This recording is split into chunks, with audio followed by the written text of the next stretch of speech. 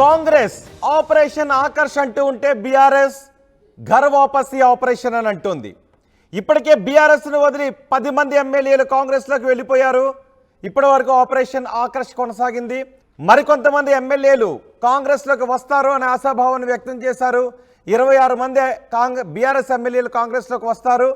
BRS LP కాంగ్రెస్లో విలీనం అయిపోతుందని కాంగ్రెస్ నేతలు చెప్తూ వస్తున్నారు. కానీ ఇప్పుడు బీఆర్ఎస్ను బదిలీ కాంగ్రెస్లోకి వచ్చిన ఎమ్మెల్యేలు తిరిగి సొంత గూటికి వెళుతున్న పరిస్థితులు కనిపిస్తున్నాయి.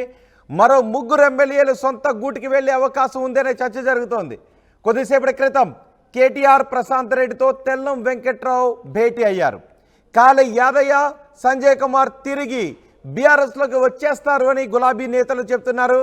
ఇప్పటికే గులాబీ గూటికి తిరిగి చేరారు గద్వాల ఎమ్మెల్యే బండ్ల కృష్ణమోహన్ రెడ్డి. అనర్హత వేటు భయంతోనే తిరిగి ఘర్ వాపసీ అవుతున్నారు అనే చర్చ జరుగుతోంది.